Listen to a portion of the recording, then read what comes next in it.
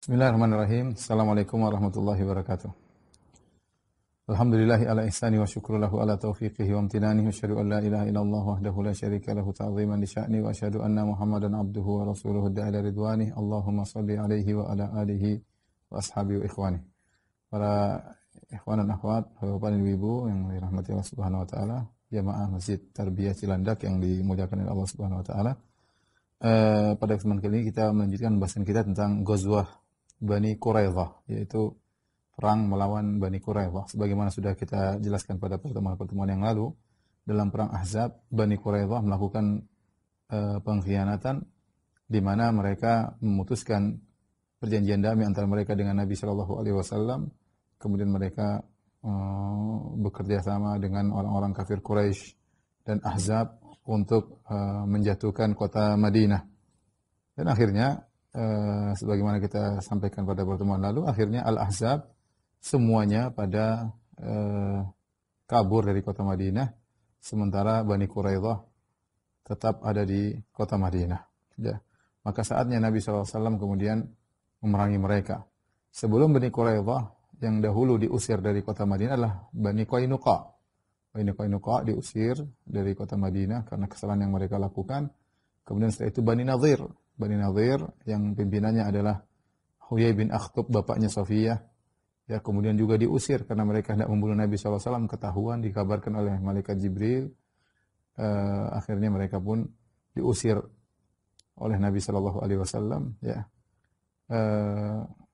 Kemudian akhirnya Huyai bin Akhtub ini yang menjadi provokator, sehingga bapaknya Safiyah yang menjadi provokator yang mengumpulkan seluruh orang Arab dari Quraisy maupun dari Najd, kemudian datang untuk menyerang kota Madinah dan juga memprovokasi Bani Quraidah untuk gabung. Jadi provokator paling utama adalah Huyai bin Akhtub, bapaknya Safiyah.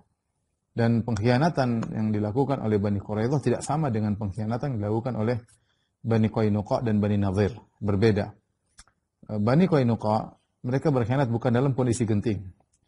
Bani Nadhir mereka juga berkhianat, ya, meskipun berat, ingin membunuh Nabi SAW, yaitu ada yang ingin melemparkan batu kepada Nabi SAW, ini juga berat. Tetapi ini tidak dalam kondisi genting. Berbeda dengan pengkhianatan Bani Quraidah. Bani Quraidah berkhianat di saat-saat yang sangat genting, ketika Al-Ahzab sudah datang, 10.000 pasukan datang dan hendak membumi hanguskan kota Madinah. Mereka berkhianat di saat-saat genting tersebut. Ini pengkhianatan yang sangat berbahaya. Oleh karenanya, Nabi mensikapi mereka tidak sama seperti mensikapi Bani Qainuqa dan Bani Nadhir. Kalau Bani Qainuqa, Bani Nadhir cuma diusir, Bani Quraidah diperangi. Ketika Rasulullah SAW selesai dari perang Khandaq, ya, di mana orang-orang kafir Quraisy sudah balik meninggalkan kota Madinah, kemudian Rasulullah SAW balik dan mereka sudah meletakkan senjata, ya. Tiba-tiba Nabi didatangi oleh Jibril alaihissalam dalam bentuk Dihya al-Kalbi, dan Jibril alaihissalam sering datang dalam bentuk Dihya al-Kalbi radhiyallahu anhu. Kemudian Jibril menyuruh Nabi untuk melanjutkan peperangan, ya. Al-Imam Al-Bukhari meriwayatkan dari Aisyah radhiyallahu taala anha, beliau berkata, "Lamma raja'a an-Nabi sallallahu alaihi wasallam min al-Khandaq wa wada'a as-silah." Tatkala Nabi selesai dari perang Khandaq, beliau sudah meletakkan persenjataan beliau.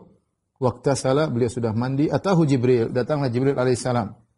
Faqala, Jibril berkata, "Qad wada'ta as-silah, wahai Rasulullah, engkau sudah meletakkan senjatamu." "Wallahi ma wada'nahu fakhruj ilaihim." Kata Jibril, kami belum meletakkan senjata kami, maka keluarlah menuju Bani Quraidah, menuju mereka. Keluarlah menuju mereka. Nabi SAW mengatakan, "Fa ila aina, kemana wahai Jibril?" Qala, "Ha huna," wa asyara ila Quraidah. Pergi ke sana, ke kampungnya Bani Quraidah. Maka Rasulullah SAW pun segera berangkat. Yang tadinya mau istirahat, lanjut untuk memerangi Bani Quraidah, ya. Dalam riwayat yang lain Aisyah berkata, "Ka'anni anzuru ila Jibril alaihissalam min khalalil bab qad asaba ra'sahu minal gubar." Seakan-akan aku melihat Jibril di sela-sela pintu. Aku melihat Jibril sementara kepalanya penuh dengan debu atau penuh dengan tanah, ya. Artinya masih perang belum selesai. Jibril masih melanjutkan peperangan. Dalam riwayat yang lain Rasulullah berkata kepada Aisyah radhiyallahu taala anha, "Hada Jibril ya'muruni an adhhab ila Bani Quraidah." Ini Jibril datang memerintahkan aku untuk berjalan menuju Bani Quraidah. Kemudian Rasulullah SAW pun mengumpulkan sahabat untuk memerangi Bani Quraidah. Rasulullah SAW beri pengumuman, ala la yusalliyanna ahadunil asra ila fi Bani Quraidah. Kata Nabi SAW, ketahuilah, tidaklah salah seorang pun di antara kalian yang salat asar kecuali di Bani Quraidah. Artinya jangan ada yang salat asar kecuali di Bani Quraidah. Ya. Dalam sebagian riwayat tidak ada yang salat zuhur kecuali di Bani Quraidah. Para sahabat mendengar pengumuman dari Nabi SAW, maka mereka pun berangkat. Ketika mereka berangkat, mereka terbagi menjadi dua kelompok. Sekelompok berpendapat bahwasanya kita tidak boleh salat asar kecuali di kampung Bani Quraidah. Padahal waktu asar sudah masuk. Waktu asar sudah masuk, tetapi mereka ingat perintah Nabi, jangan salat kecuali di Bani Quraidah. Akhirnya sebagian sahabat, sekelompok sahabat, menunda salat asarnya. Nanti kalau sudah tiba Bani Quraidah baru kita salat sebagaimana perintah Nabi SAW. Sebagian sahabat mengatakan, kita salat sekarang. Kita salat sekarang, ya. Maksud Nabi, jangan salat kecuali di Bani Quraidah, maksudnya agar segera salat asar, jangan ditunda-tunda. Bukan kita harus tiba di Bani Quraidah. Akhirnya, sebagian sahabat salat di tempat, ketika waktu masuk asar, sebagian sahabat melanjutkan perjalanan menunda salat asar sampai di Bani Quraidah. Dan akhirnya, sampailah kabar ini kepada Nabi SAW, disebut kepada Nabi SAW, walam yu'annif wahidan minhum. Namun Rasulullah SAW tidak menyalahkan salah satu di antara keduanya. Ya, dua-duanya beristihad. Namun para ulama bahas mana yang lebih benar, yang salat sebelum sampai Bani Quraidah tapi di tempat di awal waktu, ataukah yang menunda salat asar dan salat di Bani Quraidah. Ini masalah khilaf di kalangan para ulama. Sebenarnya mengatakan yang lebih benar adalah yang menunda salat sampai di Bani Quraidah berdasarkan zahir perkataan Nabi SAW. Sebagian mengatakan tidak, yang benar adalah yang segera melaksanakan salat meskipun belum sampai Bani Quraidah. Karena salat asar waktunya lebih cepat harus dikerjakan dan tidak tahu apa yang akan dihadapi nanti di Bani Quraidah, dan maksud Nabi adalah segera salat. Intinya ada khilaf di kalangan para ulama. Namun karena ini adalah masalah ijtihadiyah di kalangan para sahabat, ya, maka Nabi tidak mencela salah satu di antara keduanya.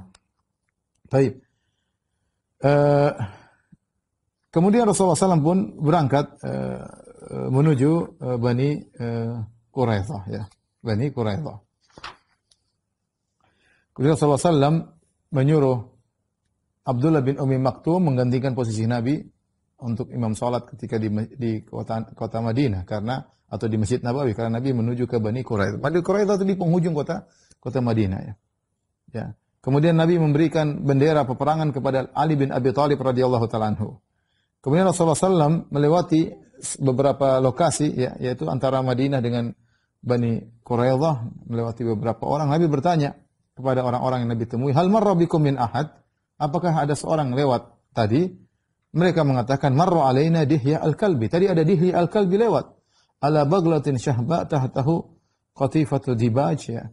Ya, tadi ada Dihya al-Kalbi lewat, naik begal, kemudian dia pakai pelana begal dan seterusnya. Kata Nabi SAW, laisa dzalika bidihya. Tadi bukan Dihya al-Kalbi. Walakinnahu Jibril ursila ila Bani Quraidah liyuzalzilahum. Tadi itu Jibril yang menjelma menjadi Dihya al-Kalbi, yang diutus oleh Allah Subhanahu wa taala untuk menggoncang Bani Quraidah. Wa yakdhifa fi qulubihim ar-ra'ba, dan untuk memasukkan rasa takut dalam hati mereka. Tatkala Nabi SAW tiba di depan benteng Bani Quraidah, ya, maka Rasulullah SAW memanggil, ya, beberapa orang di antara mereka, orang-orang mulia di antara Bani Quraidah. Nabi panggil mereka. Kemudian Nabi SAW berkata dengan perkataan yang agak kasar. Nabi berkata, ya ikhwatal kiradati wal khanazir. Ya, kata Nabi SAW, wahai saudara-saudara babi-babi dan monyet-monyet. Ya, Nabi panggil mereka, ya. Qalu ya Abul Qasim, ma kunta jahulan wala fahasyan. Wahai Abul Qasim, maksudnya Rasulullah. Orang Yahudi kemudian Bani Quraidah berkata, wahai Rasulullah, atau wahai Abul Qasim, maksudnya wahai Muhammad, kami tidak mendapati engkau berkata-kata kotor sebelumnya, berkata-kata kasar, ya. Ya, ini menunjukkan Nabi SAW marah kepada mereka karena sikap mereka sangat berbahaya bagi kota Madinah. Seandainya Al-Ahzab berhasil masuk kota Madinah, maka hancurlah seluruh umat Islam dan Islam selesai ketika itu. Ya. Maka Nabi sempat mengucapkan kata-kata yang agak kasar, ya, karena mereka tahu bahwa nenek moyang mereka dahulu atau saudara-saudara mereka dahulu ada yang pernah dirubah menjadi babi-babi dan monyet-monyet, maka Nabi mengatakan, ya ikhwatal kiratil khanazir, wahai saudara-saudara monyet-monyet dan babi-babi. Kemudian Rasulullah pun mengepung mereka selama 25 hari. Sampai akhirnya kondisi mereka semakin sulit. Dan mereka tahu bahwasanya Rasulullah SAW tidak akan meninggalkan mereka. Ya, sampai menyelesaikan urusan dengan mereka. Akhirnya Ka'ab bin Asad, pimpinan Bani Quraidah berkata, ya kaum, qad nazala bikum minal amri ma tarawun. Wahai kaumku, lihatlah kita telah ditimpa dengan permasalahan besar yang kalian lihat. Wa inni aridun alaikum khilalan thalathan. Aku tawarkan kepada kalian 3 pilihan. Fakhudhu ayyaha syi'tum. Pilihlah satu-satu dari yang 3 ini, terserah kalian pilih yang mana. Saya akan sampaikan 3 pilihan. Apa yang harus kita lakukan? Satu di antara 3 ini. Terserah pilih yang mana. Kata mereka, mahiyah, apa itu 3 pilihan? Maka Ka'ab bin Asad, pimpinan Bani Quraidah berkata, yang pertama, nutabi' hadzal rajul wa nusaddiquhu. Pertama sudah kita beriman kepada orang ini dan kita benarkan dia.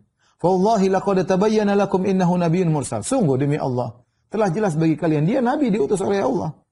Wa innahu lalladzi tajidunahu fi kitabikum, dan dia yang telah kalian dapati dalam Taurat, dalam buku kalian, kitab suci kalian, dia itulah Rasul, dialah Muhammad. Wa innahu alladzi basyara bihi Isa, dan dialah yang telah dikabarkan oleh Isa tentang datangnya Muhammad. Wa innakum la ta'rifuna sifatahu, kalian juga telah tahu sifat-sifatnya. Fata'manuna ala dimaikum wa amwalikum wa abnaikum wa nisaikum. Kalau kita masuk Islam, ikut Muhammad, selesai. Darah kita terjaga, harta kita terjaga, anak-anak kita terjaga, istri-istri kita terjaga. Kata mereka, fa'abau dzalik, mereka enggak mau. Enggak mau beriman kepada Arab. Mereka mau beriman kepada Bani Israel. Sombongan, padahal mereka tahu. Ini sudah disampaikan sampai pimpinan. Kita kan tahu dia nabi memang, tapi tidak ada yang mau beriman. Wa qalu la, kata mereka, kami tidak mau beriman. La nufarriqu hukmat Taurati abadan, kami tidak akan meninggalkan hukum Taurat selamanya. Wala nastabdilu bihi ghairahu, dan kami tidak mau ganti Taurat dengan yang lain. Enggak mungkin kami ganti Taurat dengan Quran, enggak. Kami tidak mau ganti. Pilihan pertama mereka tolak. Baik, pilihan kedua. Pilihan kedua. Kata Ka'ab bin Asad, "Fa idza abaitum alayya hadhihi fahalumma falnaqtul abna'ana wa nisa'ana thumma nakhruj ila Muhammadin wa ashabihi mustamitina fil qitali hatta yahkum Allah bainana wa bainahu." Kalau begitu pilihan kedua, mari kita bunuh anak-anak kita. Kita bunuh istri-istri kita, baru kemudian kalau anak kita sudah mati, istri kita sudah mati, kita pergi berperang lawan Muhammad. Dan kita cari mati di situ, lawan Muhammad. Sampai Allah memutuskan mana yang menang antara kita dengan dia. Fa in nahlik lam natruk wara'ana syai'an nakhsha alaihi. Kalau kita meninggal, sudah tidak ada yang kita tinggal. Beda kalau kita perang, kita meninggal, kasihan anak-anak kita. Kasihan istri-istri kita, maka kita bunuh mereka aja dulu. Baru kita perang lawan Muhammad. Wa in naglib falan nu'daman nisa wal abna. Kalau kita menang, nanti kita bisa cari anak-anak yang lain, cari istri-istri yang baru. Fa abau dzalik, kata mereka, enggak, ini pilihan kedua berat juga. Enggak. Wa qalu naqtul haula'il masakin, kita bunuh orang kasihan-kasihan itu, anak-anak dan wanita kita bunuh, enggak. Fama khairul aishi ba'dahum, kalau mereka sudah meninggal, apalagi kehidupan yang baik kalau istri dan anak kita sudah meninggal dunia. Pilihan kedua mereka tolak. Fa in abaitum alayya hadhi, kalau kalian tidak mau menerima pilihan yang kedua ini, fa innal lailata lailata sabti. Malam ini malam Sabtu. Wa innahu asa an yakuna Muhammadun wa ashabuhu qad ammanuna fiha. Bisa jadi Muhammad dan teman-temannya merasa kita tidak akan memerangi mereka karena mereka tahu kita hari Sabtu libur. Malam Sabtu libur, hari Sabtu libur. Ini kan malam Sabtu. Bisa jadi Muhammad tidak tahu kita akan menyerang mereka karena mereka menyangka kita dalam kondisi libur. Fanzilu la'allana nusibu min Muhammadin ashabihi hirratan. Mari kita turun keluar dari benteng kita, kita serang Muhammad tiba-tiba, siapa tahu dia sedang lalai. Fa abaw dzalik, mereka tidak mau. Kata mereka, nufsidu sabtana alaina. Ya, kita mau rusak aturan Sabtu kita. Selama ini kita selalu memuliakan hari Sabtu, malam Sabtu, sekarang kita mau merusak, bikin peperangan di hari Sabtu. Wa qad alimta ma fa'ala Allahu fil ladzina i'tadaw fi sabti minal masakh. Dan kau sudah tahu, wahai Ka'ab bin Asad, pimpinan Bani Quraidah, apa yang telah menimpa nenek moyang kita, saudara-saudara kita sebelumnya ketika mereka melanggar hari Sabtu, Allah rubah mereka menjadi monyet-monyet dan babi-babi. Ka'ab bin Asad berkata, pimpinan mereka, ma bata rajulun minkum mundu waladathu ummuhu lailatan wahidatan minad dahri haziman. Sungguh tidak seorang pun dari kalian yang tegas Sejak dilahirkan oleh ibunya sampai sekarang tidak pernah kalian tegas. Disuruh kasih 3 pilihan kalian bingung semuanya. Ya. Ada seorang namanya Amr bin Sa'di Al-Qurazi, dia salah seorang dari Bani Quraidah. Ya, dia tidak ikut dengan mereka. Dia mengatakan, "Wahai ma'syar Yahud, wahai kaum Yahudi sekalian, kalian telah bersumpah membuat perjanjian damai dengan Rasulullah apa yang telah kalian janjikan kepada beliau. Bahwasanya kalian tidak akan menolong musuh yang datang ke kota Madinah yang menyerang Rasulullah sallallahu alaihi wasallam. Ya, dan kalian akan membela Muhammad kalau diserang dari luar. Namun kalian sekarang membatalkan janji kalian yang telah kalian buat antara kalian dengan Muhammad. Maka aku tidak akan masuk dalam pembatalan tersebut. Dan aku tidak akan ikut serta bersama kalian dalam pengkhianatan kalian. Ya. Fa in abaitum an tadkhulu ma'ahu, kalau kalian tidak mau masuk Islam, maka tetaplah kalian di atas Yahudiyah dan bayarlah jizyah. Wallahi ma adri yaqbaluha am la. Saya tidak tahu apakah Muhammad masih mau menerima jizyah atau tidak setelah pembatalan ini. Ya. Kata mereka orang Yahudi dengan sombongnya, "Nahlu nuqirru lil arabi bi kharaj." Kami tidak akan beri pemberian kepada orang Arab, enggak. Sombong jadi Yahudi, sombong. Dalam kondisi terdesak masih sombong, enggak. Untuk kasih pemberian kepada orang Arab, enggak. Ya. Al-qatlu khairun min dzalik, lebih baik kami mati daripada harus bayar jizyah kepada Muhammad. Ini perkataan mereka. Kata Amr bin Sa'di Al-Qurazi, "Fa inni bari'un minkum." Aku berlepas dari kalian. Dia kharaj, maka dia pun keluar, ya, dia keluar meninggalkan mereka, ya. Kemudian akhirnya orang Yahudi menulis surat kepada Rasulullah sallallahu alaihi wasallam. Mereka minta agar mereka dibiarkan meninggalkan kota Madinah dengan membawa barang-barang mereka dipikulkan di atas onta kecuali alat-alat perang. Sebagaimana yang Rasulullah pernah hukum kepada Bani Nadir. Bani Nadir ketika diusir oleh Nabi sallallahu alaihi wasallam, mereka boleh bawa, satu orang boleh bawa sukutan onta, terserah mau bawa apa, yang penting alat-alat perang, pedang, panah, tombak, semuanya harus ditinggal. Nah, orang-orang Bani Quraidah menawarkan kepada Rasulullah, bagaimana kalau kami juga seperti itu? Ya, kami akan pergi meninggalkan kota Madinah. Kami tidak bawa senjata, tapi barang-barang kami bawa. Fa'aba Rasulullah sallam. Rasulullah tidak mau. Karena sikapnya beda. Pengkhianatan mereka berbahaya. Tidak seperti Bani Qainuqa dan juga tidak seperti Bani Nadir. Kemudian mereka mengirim lagi surat kedua kali kepada Nabi SAW. Permohonan kepada Nabi. Ya. Kata mereka, kami sudah keluar kosongan. Tidak usah bawa harta, tidak bawa senjata, tidak bawa harta sama sekali. Ya. Kami keluar kosongan dari kota Madinah. Rasulullah juga tidak mau. Ya. Rasulullah mengatakan, tidak mau, kalian harus ikut hukumku, kata Rasulullah SAW. Ya, tatkala mereka lihat Nabi tidak bergeming, tidak merubah keputusannya, harus ikut hukum Rasulullah SAW. Sudah mereka tawarkan 2 pilihan, Nabi tidak mau. Akhirnya mereka berusaha berkontak dengan hulafa mereka, yaitu suku Aus. Jadi dahulu ada suku Aus, suku Khazraj. Ini kan suku Aus, suku Khazraj. Suku Aus, suku Khazraj suka bertengkar. Mereka anak-anak Banu Qailah, ada nenek moyang mereka, orang wanita namanya Qailah, ya.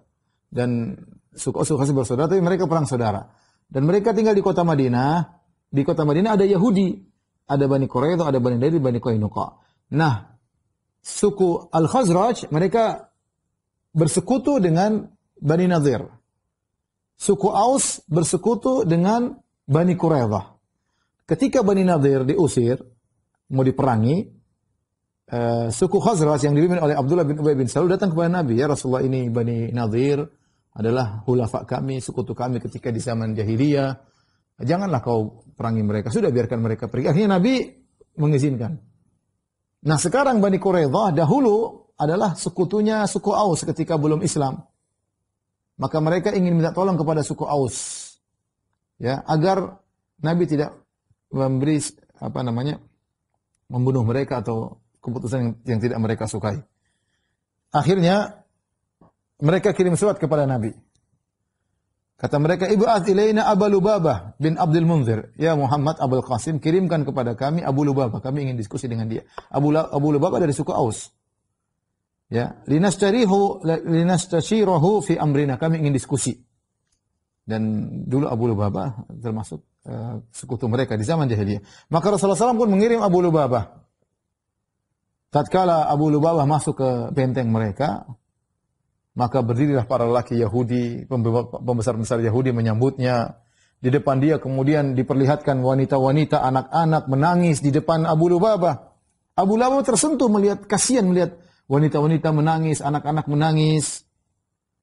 Kemudian mereka bertanya, "Ya Abu Lubabah, atara ananzil ala hukmi Muhammad?" Wahai Abu Lubabah, menurutmu apakah kita ikut hukumnya Muhammad? Mereka tidak tahu hukumnya Nabi apa. Yang jelas mereka tawarkan, "Ya Rasulullah, kita keluar tidak bawa senjata." Rasulullah enggak mau. "Ya Rasulullah, kita keluar tanpa bawa apa-apa." Rasulullah tidak mau. Mereka bingung Muhammad mau beri keputusan apa. Sehingga mereka bertanya kepada Abu Lubabah, "Ya Abu Lubabah, kau kan dulu sahabat kami di zaman jahiliyah, zaman dahulu. Menurutmu apakah kami ikut aturannya Muhammad?" Kata Abu Lubabah, "Na'am, ikut." Wa asyara biyadi ila halqihi. Dan dia kasih isyarat begini. Abu Lubabah tahu Rasulullah ingin membunuh mereka. Ketika Abu Lubabah beri isyarat begini, iya, hukumnya Muhammad begini. Dia kasih tahu dengan isyarat. Ini kalian akan dipenggal. Ketika Abu Lubabah beri isyarat seperti ini, karena tadi dia kasihan. Jadi Yahudi sudah menyiapkan kondisi, anak-anak nangis, wanita-wanita nangis, dia kasihan. Maka dia kasih tahu, ya ikut. Nggak mungkin dia bilang nggak ikut Rasulullah. Ya ikut keputusan Muhammad. Keputusannya adalah begini. Dikasih isyarat. Dia tidak ngomong, kasih isyarat. Maka Abu Lubabah berkata, "Fa wallahi ma zalat qadamaya min makanihima hatta araftu anni qad khuntullah wa rasulah." Aku belum bergerak setelah aku beri isyarat begini, kecuali aku tahu aku telah berkhianat kepada Allah dan Rasulnya. Ya. Kemudian dia berkata, "Demi Allah, aku tidak akan melihat wajah Rasulullah SAW sampai Allah menerima taubatku. Allah tahu apa yang ada dalam jiwaku." Maka Abu Lubabah segera pergi menuju ke Masjid Nabawi, kemudian dia ikatkan dirinya di salah satu tiang di Masjid Nabawi. Ya, kalau kita ke sana dan bilang inilah tiangnya Abu Lubabah yang dulu dia mengikat dirinya, Allah alam bisawab ya. Dia mengikatkan dirinya salah satu tiang dari tiang Masjid Nabawi, ya, yang tatkala terbuat dari batang korma, dan dia tidak datang kepada Rasulullah SAW. Dia malu ketemu Rasulullah SAW. Dia merasa telah berkhianat kepada Allah dan Rasulnya. Dan dia berkata, "La abrahu makani hadza hatta yatuballahu alayya mimma sana'tu." Aku tidak akan meninggalkan tempatku ini sampai Allah menerima taubatku. Ya. Maka firman Allah turun, "Ya ayyuhalladzina amanu la takhunullaha war rasula wa takhunu amanatikum antum ta'lamun." Wahai orang yang beriman, janganlah kalian berkhianat kepada Allah dan Rasulnya, dan kalian berkhianat terhadap amanat kalian padahal kalian tahu. Jadi Abu Lubabah tatkala mengabarkan hukum Nabi adalah membunuh, dia berkhianat kepada Rasulullah SAW. Tatkala Rasulullah SAW tahu tentang kabar Abu Lubabah, ya, kan Abu Lubabah ditunggu-tunggu kok datang-datang. Apa hasil diskusi dengan orang Yahudi? Gak datang-datang, tahu-tahu Abu Lubabah radhiyallahu anhu langsung mengikatkan dirinya di masjid, tidak lapor kepada Nabi. Makanya Nabi tahu, oh ternyata begini. Kemudian Nabi berkomentar, "Ama innahu law ja'ani lastaghfartu lahu." Seandainya Abu Lubabah datang kepada aku, tidak mengikatkan dirinya di tiang masjid, aku akan mohon ampunan untuknya. "Fa amma idza fa'ala ma fa'ala, fama ana billadzi utlikuhu min makanihi hatta yatuballahu alaihi." Adapun kalau dia sudah terlanjur mengikatkan dirinya di tiang Masjid Nabawi, maka aku tidak akan melepaskannya sampai Allah menerima taubatnya. Maka Abu Lubabah diikat di tiang Masjid Nabawi selama 6 hari atau lebih. Istrinya datang, ya. Kemudian ketika waktu sholat istrinya buka, dia sholat berjamaah. Kemudian diikat lagi oleh istrinya. Istrinya melayaninya, kasih makan mungkin, kasih ikat mungkin kemana, ke toilet. Tapi intinya istrinya yang melayani dia, mengikatnya. Terus sampai akhirnya setelah 6 hari atau lebih, turunlah firman Allah Subhanahu wa taala, "Wa akharuna i'tarafu bi dzunubihim khalatu amalan salihan wa akhara sayyi'an asallahu an yatuba 'alaihim innallaha ghafurur rahim." Dan sebagian orang mereka mengakui dosa-dosa mereka. Mereka mencampurkan amal soleh mereka dengan keburukan. Semoga Allah menerima taubat mereka. Sungguhnya Allah Maha Pengampun lagi Maha Penyayang. Akhirnya Allah menerima taubat Abu Lubabah. Ajib para sahabat ya. Mereka benar-benar takut dengan maksiat yang mereka lakukan ya. Sehingga Abu Lubabah langsung mengikat dirinya, ya, malu ketemu Nabi SAW, dan akhirnya Allah menerima taubat Abu Lubabah. Tatkala pengepungan ya, semakin kuat, ya, kemudian kondisi orang Yahudi Bani Quraidah semakin parah, ya, maka mereka pun akhirnya terpaksa ridha, mau tidak mau terpaksa untuk ngikut hukum Rasulullah SAW. Ya. Padahal Abu Lubabah sudah kasih isyarat, tapi mereka mau bagaimana lagi? Ya. Ya. Allah telah melemparkan dalam hati mereka rasa takut yang luar biasa. Hancurlah ya keberanian mereka, semua hancur, lebur dari diri mereka. Mereka udah pasrah, mau dibunuh mau apa terserah. Ya. Dan mereka menjadi lebih takut lagi ketika Ali bin Abi Thalib sudah mendekat mereka. Ali bin Abi Thalib kemudian berteriak, "Ya katibatul iman," wahai pasukan. Nabi ada pasukan-pasukan berkumpul. Kemudian dia pun maju bersama Zubair bin Awam. Ya, kemudian Ali berkata, "Wallahi la adzuqanna ma dzaqa Hamzatu aw la aftahanna hisnahum." Ya, demi Allah aku akan merasakan kematian atau aku akan menyerang mereka, membuka benteng mereka. Cuma dua pilihan. Saya akan masuk menguasai benteng mereka atau aku mati. Sebagaimana Hamzah telah meninggal dunia. Dan ini didengar oleh mereka dan mereka akhirnya takut. Berarti Ali sudah sungguh-sungguh, bahkan sudah bawa pasukan, katibatul iman, pasukan iman, kemudian siap masuk, mati, menang atau mati. Itu saja, tidak ada pilihan lain. Akhirnya mereka pun takut, orang Bani Quraidah, akhirnya mereka pun mengikut hukum Rasulullah SAW. Maka Rasulullah SAW merintahkan agar mereka diikat semua tangannya, ya, kemudian ditaruh di pojok. Ya. Ada yang mengatakan jumlah mereka 400 orang, ada yang mengatakan 700 orang, laki-laki, ada yang 400, ada yang 500, ada yang 700. Yang perempuan, anak-anak kecil dipisah, ya, di sisi yang lain. Jadi yang pemuda-pemuda yang ikut bisa berperang sekitar 400 sampai 700. Datanglah kaum Aus, suku Aus. Tadi saya katakan suku Aus di zaman jahiliyah dahulu teman baiknya suku Bani Quraidah. Mereka saling kerjasama untuk melawan saudara mereka suku Khazraj. Karena suku Khazraj sering bertikai di zaman dahulu. Ketika mereka melihat sekutu mereka Bani Quraidah yang dulu bersahabat dengan mereka di zaman dulu dalam kondisi demikian, maka mereka pun datang, suku Aus datang kepada Nabi, mereka berkata, "Ya Rasulullah, innahum kanu mawaliyana wa hulafa'ana." Ya Rasulullah, mereka dahulu adalah penolong kami, mereka dulu sekutu-sekutu kami, membantu kami dalam peperangan, oleh musuh datang mereka bantu kami ya Rasulullah.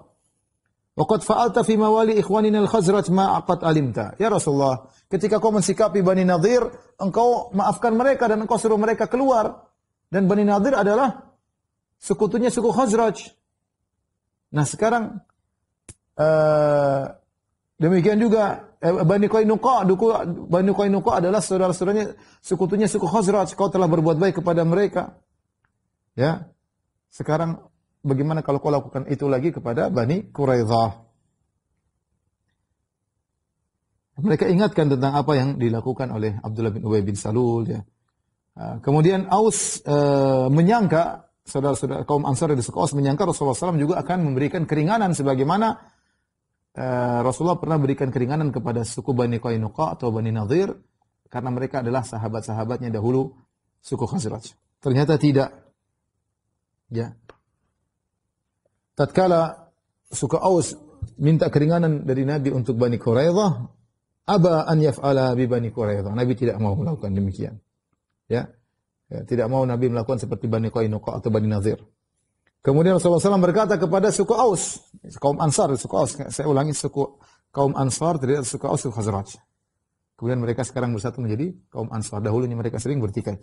Kemudian Rasulullah berkata, "Ala tardawna ya ma'asyaral Aus an yahkuma fihim rajulun minkum?" Taib, saya tidak akan berhukum kepada Bani Quraidah. Saya serahkan sikap kepada Bani Quraidah kepada salah seorang dari kalian. Qalu bala. Oke Rasulullah, kita siap. Siapa di antara kami yang akan memberi hukum dalam urusan Bani Quraidah? Kata Rasulullah SAW, "Fadzaka ila Sa'ad bin Mu'adz." Urusan Bani Quraidah saya serahkan kepada Sa'ad bin Mu'adz radhiyallahu ta'ala. Kita tahu Sa'ad bin Mu'adz lagi sakit begitu. Tangannya terpanah, kemudian Rasulullah SAW sudah berusaha untuk mengkai tapi tidak sembuh-sembuh, darahnya muncrat sampai dia merasa dia akan meninggal dunia, darahnya tidak berhenti. Ya. Kemudian ketika dia merasa akan meninggal dunia, kemudian dia berdoa kepada Allah, "Ya Allah, jangan kau matikan aku sampai aku senang dengan apa yang menimpa Bani Quraidah." Ya. Akhirnya Rasulullah SAW menyuruh untuk mendatangkan Sa'ad bin Mu'adz. Maka Sa'ad bin Mu'adz didatangkan, dia naik himar, ya.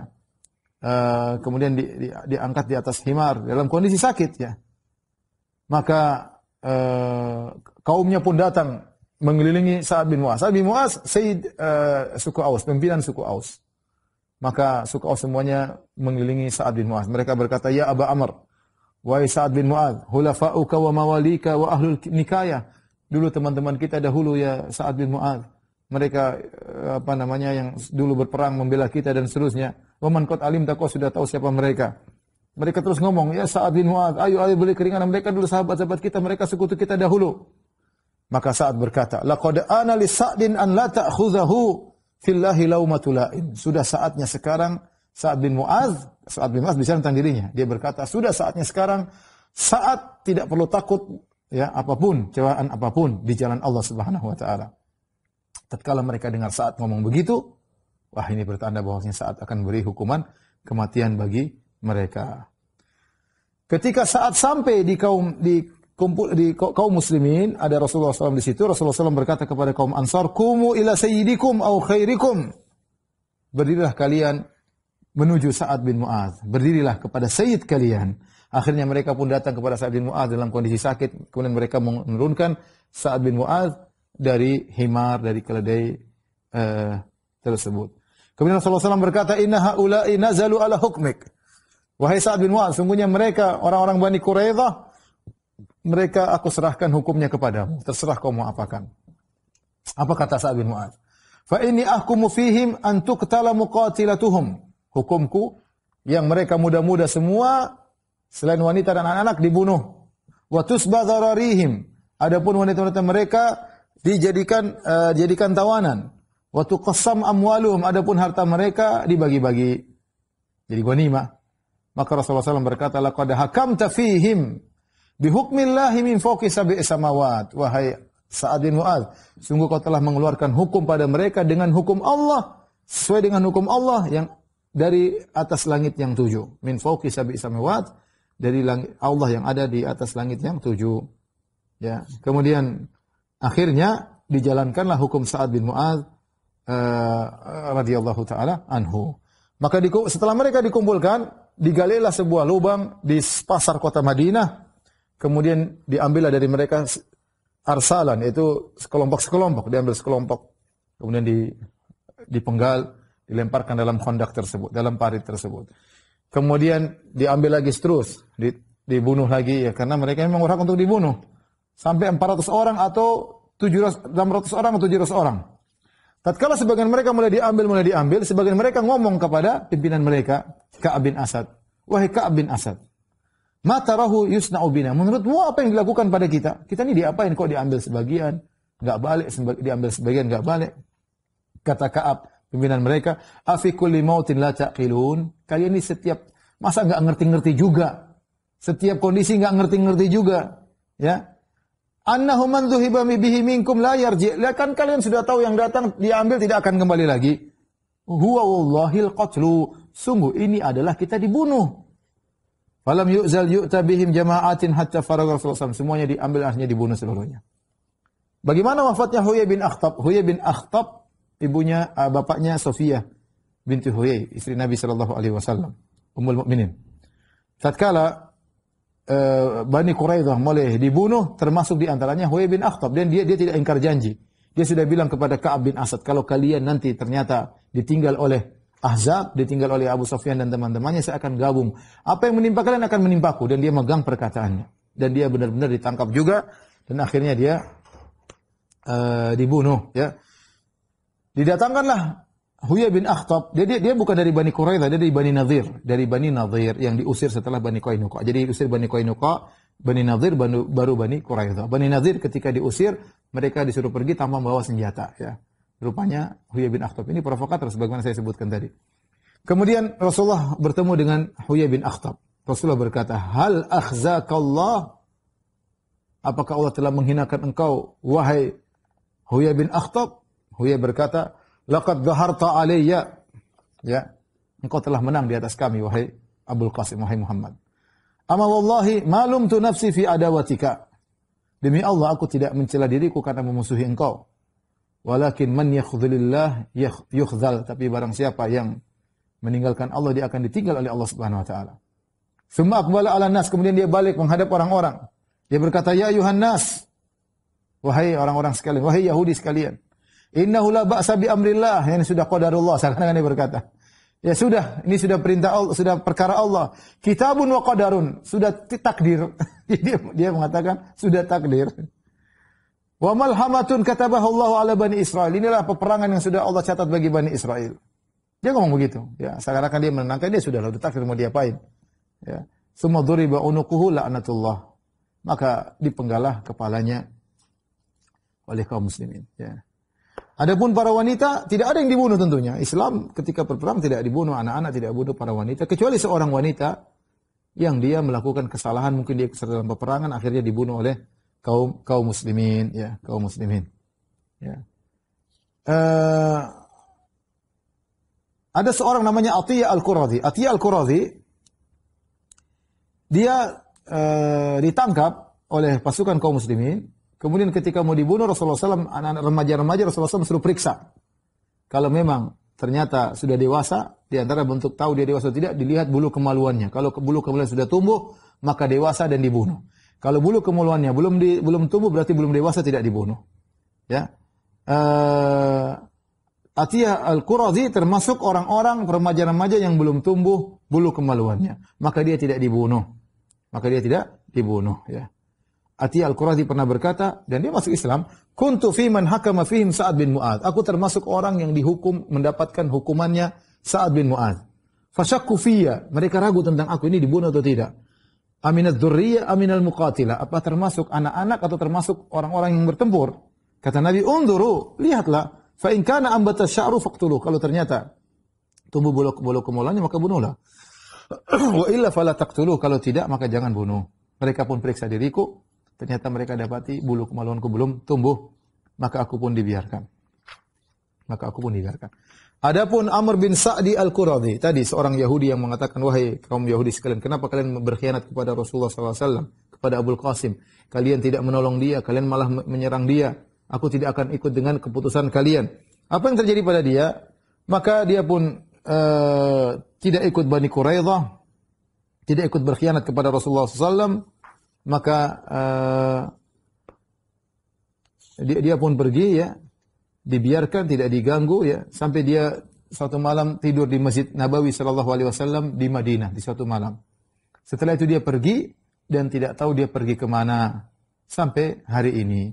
Maka Rasulullah SAW ketika ditanya tentang kondisi beliau, Rasulullah berkata, dzaka rajulun najahullahu biwafaihi. Itu adalah seorang yang Allah tolong gara-gara dia wafa, yaitu dia setia dengan janji, dia tidak mengingkari janji. Setelah itu Rasulullah sallallahu alaihi wasallam, ya, menyuruh untuk bagi-bagi ghanimah, ya, yang mereka dapatkan dari Bani Quraidah, ya. Kemudian di antara wanita-wanita yang ditawan ada namanya Raihanah, ya. Raihanah radhiyallahu taala anha. Kemudian Rasulullah SAW menawarkan Islam kepada Raihanah, tetapi dia tidak mau kecuali tetap dalam keyahudiannya. Ya, maka Rasulullah SAW merasa sedih melihat Raihanah tidak mau masuk Islam. Ya, Rasulullah SAW menjadikan dia salah satu tawanan yang diambil oleh Nabi SAW, dan Nabi ingin dia masuk Islam, dia tidak mau, dia tetap ingin bertahan dalam keyahudiannya. Akhirnya ada orang yang datang kepada Nabi pada suatu hari berkata, ya, bahwasanya ini Sa'labah bin Sa'yah memberi kabar gembira kepada aku bahwasanya Raihanah telah masuk Islam. Akhirnya ketika Raihanah masuk Islam, ya, mungkin Rasulullah tertarik dengan Raihanah karena kecantikannya. Kemudian Rasulullah SAW menawarkan untuk memerdekakannya dan menikahinya. Ya, tapi apa kata Raihanah? Bal tatrukuni fi mulkika.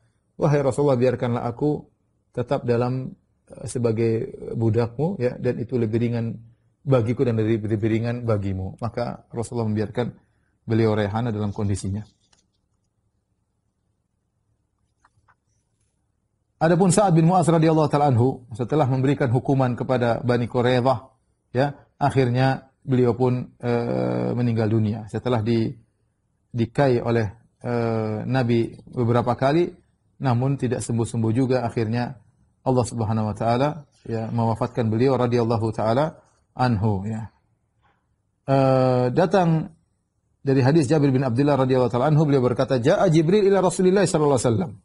Ketika Sa'ad bin Mu'adz meninggal dunia, Jibril datang kepada Nabi dan bertanya, "Man hadzal abdus salih alladzi mata?" Siapakah hamba saleh ini yang meninggal? Futihat lahu abwabus sama. Ketika dia meninggal dibukalah pintu-pintu langit. Wa taharraka lahul arsy, dan arsy bergetar. Ya. Rasulullah SAW keluar, ternyata yang meninggal Sa'ad bin Mu'adz radhiyallahu taala anhu, ya. Dan Sa'ad bin Mu'adz radhiyallahu taala anhu ya meninggal ketika usia kalau tidak salah 37 tahun, usia yang sangat muda. Beliau masuk Islam, umur Islam beliau kira-kira 8 tahunan, tetapi luar biasa ketika beliau meninggal ternyata arsy Allah bergetar. Dan ini disampaikan oleh para ulama bahwasanya yang menjadi patokan adalah bagaimana kualitas amal seseorang. Ya, alhamdulillah kalau orang kualitas amalnya bagus dan umurnya panjang itu yang terbaik. Ya. Ya, yang terbaik adalah man tala umruhu wa suna amaluh. Yang terbaik adalah orang yang umurnya panjang dan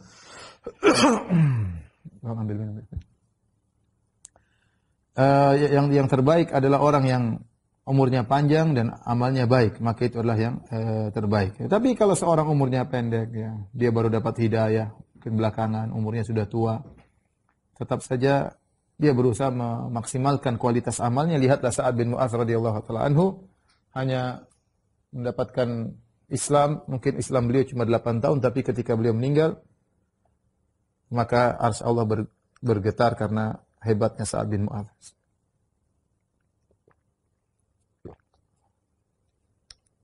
Baik, demikian saja mungkin yang saya sampaikan tentang kisah perang Bani Quraidah. Wallahu ta'ala bisawab. Demikian saja kajian kita. Wabillahi taufiq wal hidayah. Assalamualaikum warahmatullahi wabarakatuh.